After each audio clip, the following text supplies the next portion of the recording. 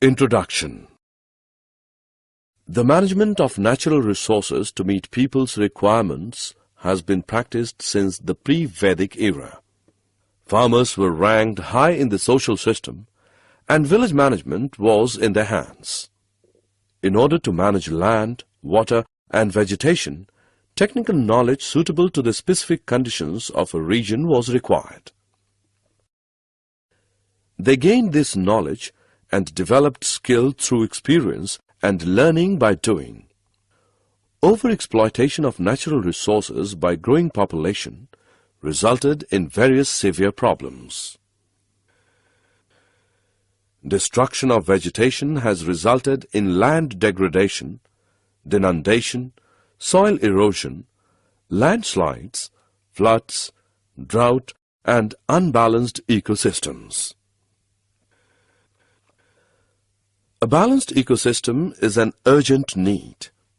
Environmentally aware consumers are producing less waste by practicing the 3 R's: reduce, reuse, and recycle. They are buying products that are less toxic or contain less packaging, using reusable containers and other reusable items, maintaining and repairing products, participating in recycling programs, and buying products made from recycled materials. Objectives.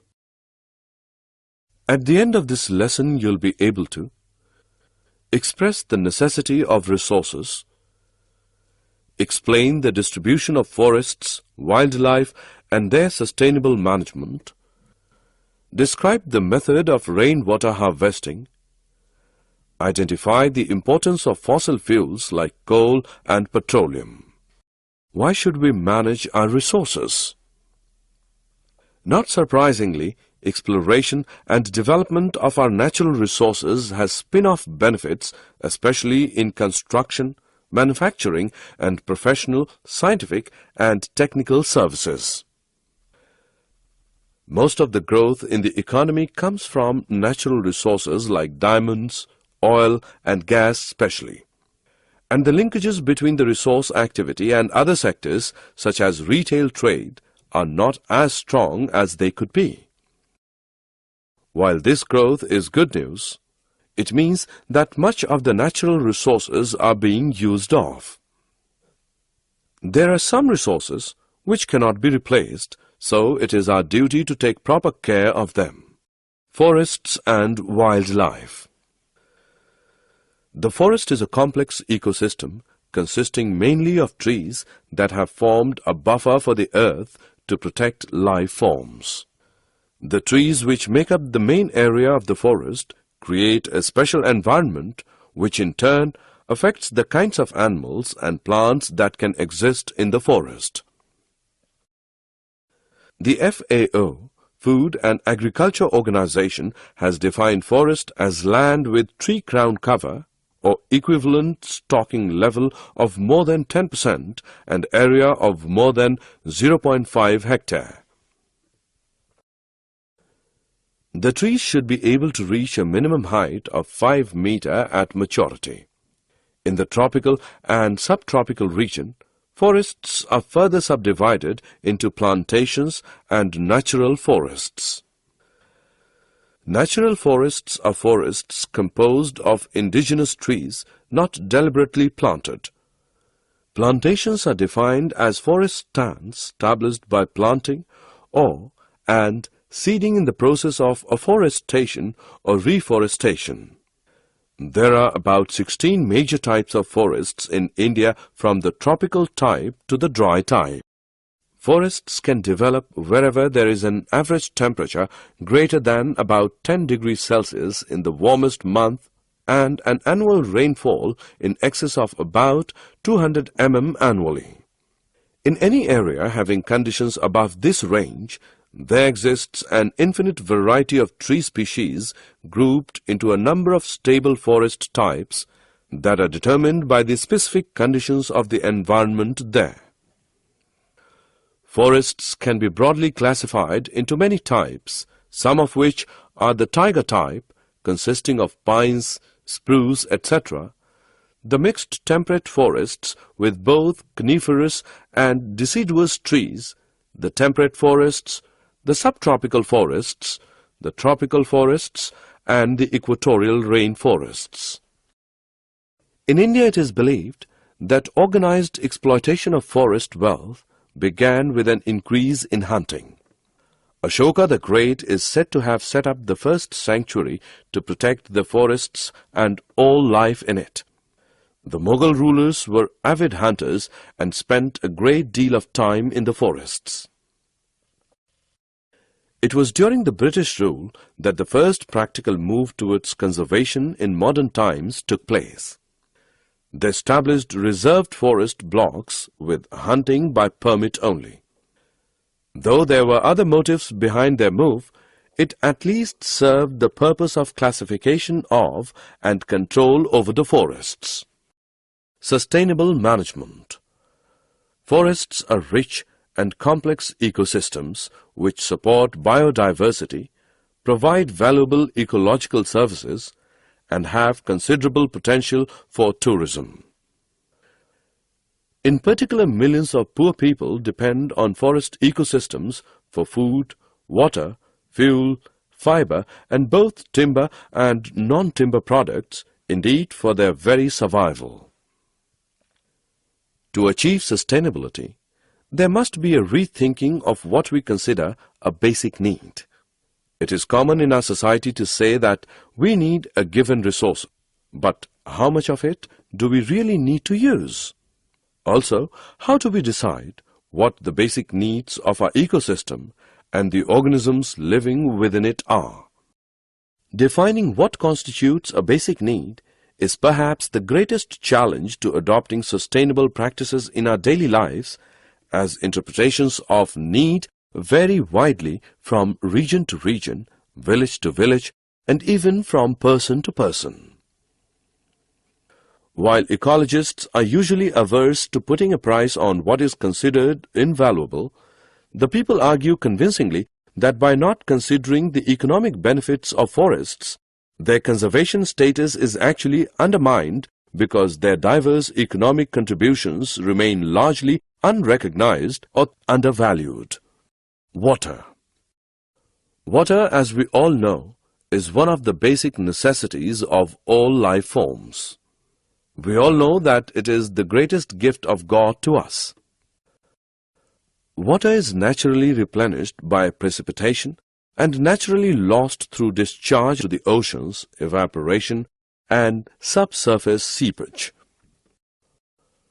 Although the only natural input to any surface water system is precipitation within its watershed, the total quantity of water in that system at any given time is also dependent on many other factors.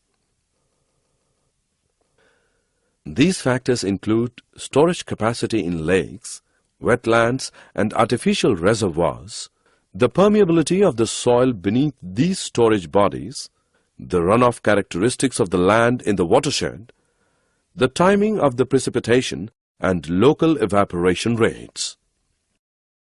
All of these factors also affect the proportions of water lost through discharge to the oceans, evaporation, and subsurface seepage. Human activities can have a large impact on these factors. Humans often increase storage capacity by constructing reservoirs and decrease it by draining wetlands. Humans often increase runoff quantities and velocities by paving areas and channelizing stream flow. Rainwater harvesting. Over the years, rising populations, growing industrialization, and expanding agriculture have pushed up the demand for water. Efforts have been made to collect water by building dams and reservoirs and digging wells. Some countries have also tried to recycle and desalinate water. Water conservation has become the need of the day. The idea of groundwater recharging by harvesting rainwater is gaining importance in many cities. In the forests, water seeps gently into the ground as vegetation breaks the fall. This groundwater in turn feeds wells, lakes and rivers. Protecting forests means protecting water catchments. In ancient India, people believed that forests were the mothers of rivers and worshipped the sources of these water bodies. This has become a very popular method of conserving water, especially in the urban areas. Rainwater harvesting essentially means collecting rainwater on the roofs of building and storing it underground for later use. Not only does this recharging arrest groundwater depletion, it also raises the declining water table and can help augment water supply. Rainwater harvesting and artificial recharging are becoming very important issues. It is essential to stop the decline in groundwater levels, arrest seawater ingress, that is, prevent seawater from moving landward, and conserve surface water runoff during the rainy season. Coal and petroleum. Coal is by far the most abundant fossil fuel on Earth. It is essentially carbon and is mainly used as combustion fuel. The large-scale use of coal began with the Industrial Revolution in the 19th century. As the number of industries increased, demand for more sources of energy grew. Coal is the product of plants, mainly trees that died tens or hundreds of millions of years ago. Due to waterlogging in low-lying swampy areas or in slowly sinking lagoons, dead trees and plants did not decompose as they normally would. The dead plant matter was covered with water and protected from the oxidizing effect of air. The action of certain bacteria released the oxygen and hydrogen, making the residue richer and richer in carbon. Thick layers of this carbon-rich substance, called peat, built up over thousands of years. As more material accumulated above the peat, the water was squeezed out, leaving just carbon-rich plant remains. Pressure and temperature further compressed the material. This aided the process of producing coal as more gases were forced out, and the proportion of carbon continued to increase. The carbon slowly metamorphosed into coal over millions of years. Petroleum is found in porous rock formations in the upper strata of some areas of the Earth's crust. Known reserves of petroleum are typically estimated at around 1.2 trillion barrels, with at least one estimate as high as 3.74 trillion barrels. Consumption is currently around 84 million barrels per day, or 31 billion barrels per year. Because of reservoir engineering difficulties, recoverable oil reserves are significantly less than total oil in place. At current consumption levels, current known reserves would be gone in about 32 years, around 2039. However, this ignores any new discoveries, changes in demand, better technology, population growth, industrialization of third world countries, and other factors.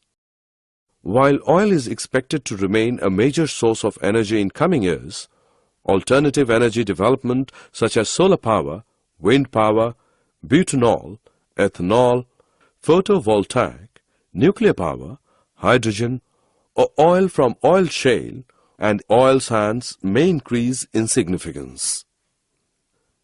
Coal may also increase in use because of its existence in vast quantities in rapidly developing countries such as China and India, which are exempt from controls under the Kyoto Protocol.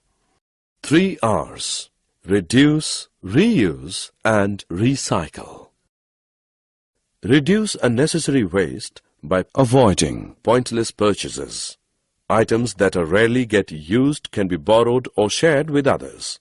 Buy bottles instead of cans and rechargeable batteries. Reuse items that you would normally consider as rubbish because sometimes it could be used for other purposes. Instead of throwing items away, reduce waste by using them for other purposes. Paper and envelopes can be used as scrap paper for making notes.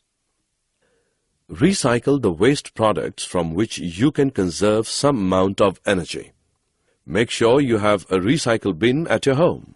Keep it in an obvious place so that you will not forget to use it.